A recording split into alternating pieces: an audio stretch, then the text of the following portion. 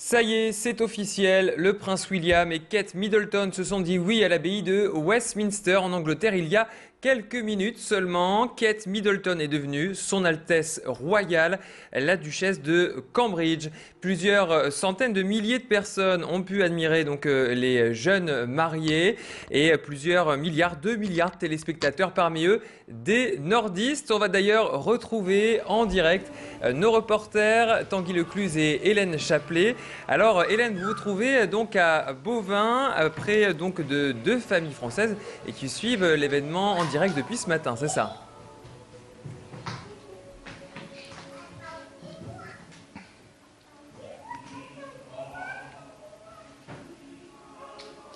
Oui, voilà, depuis ce matin, ici, on est passé à l'heure britannique. La famille a pris d'ailleurs un déjeuner typiquement anglais.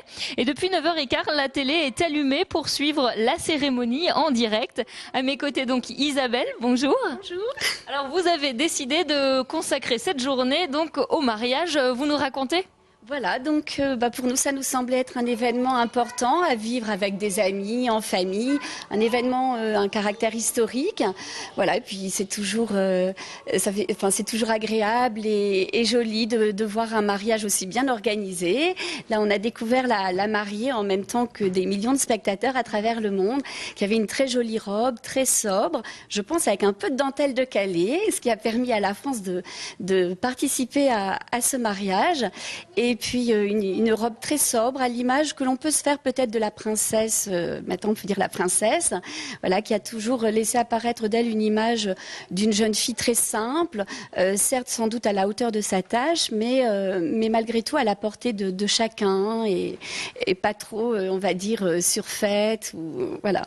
Qu'est-ce qui vous intéresse dans ce mariage? Pourquoi le suivre? Pourquoi faire participer vos enfants, vos neveux? Au point de départ, on s'était dit que ce serait amusant de faire voir ça à nos enfants, de regarder ça avec une amie. Je pense que ça reste un moment historique, hein, puisqu'un jour ce sera probablement le roi d'Angleterre. Voilà, donc on s'est dit qu'on allait vivre en famille, sous un jour un peu ludique, cet événement.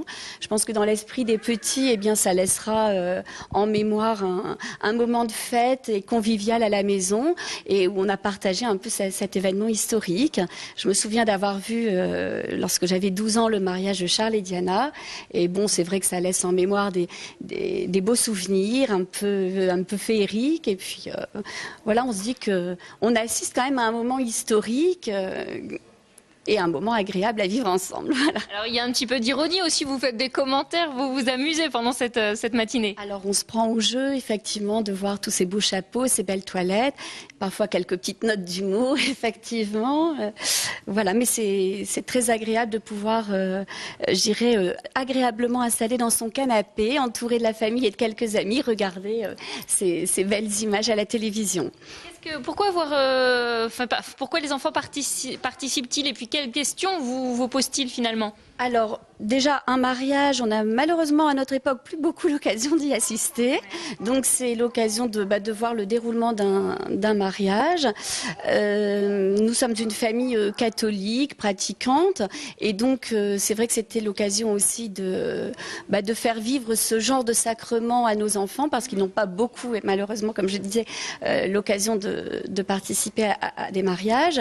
Et puis, je vous dis, c'est aussi ce côté historique qu'on veut transmettre. La famille Windsor, c'est quand même une famille qui règne depuis de très très nombreuses années et donc on s'était dit que cet événement, le faire vivre aussi aux plus jeunes, c'est on peut transmettre un patrimoine historique qui certes n'est pas le nôtre puisque nous ne sommes pas anglais, mais un patrimoine historique mondial. À l'heure du mondialisme, à l'heure de l'Europe en tout cas, c'est bien de faire prendre conscience aux enfants qu'ailleurs, il y a peut-être d'autres façons de vivre, je dirais, le mode de gouvernement. Chez nous, c'est la démocratie, un président, et bien pas très loin de chez nous, c'est une monarchie. Et voilà un petit peu les différences qu'ils peuvent avoir. Est-ce que justement dans la cérémonie, vous avez relevé des différences entre une cérémonie typiquement française et celle qui se déroule sous nos yeux? Alors en France, lors du sacrement du mariage, l'échange des consentements se fait au milieu de la messe, après les lectures, après l'évangile. Ici, j'ai remarqué que c'était en tout début de messe. Par contre, là aussi, il y a les lectures, notamment là, c'était une lettre de Paul. Que j'apprécie beaucoup parce que c'est une lettre qui parle de l'humilité, de la paix, tout ce qu'on peut attendre en fait d'un futur chef représentant de l'État anglais comme de n'importe quel État. Hein. Essayer de rester humble dans une société où il y a tant de superficialité et tant de désir de paraître. Là justement rappeler à ce jeune couple bien qu'il faut rester humble et puis vivre dans la paix avec les concitoyens jusqu'au-delà des frontières. Écoutez, merci. Nous, on va continuer à suivre cette cérémonie. Il reste encore évidemment le moment du bisou qui est très attendu. Et puis on se retrouve très prochainement pour faire le point sur cette cérémonie en Angleterre.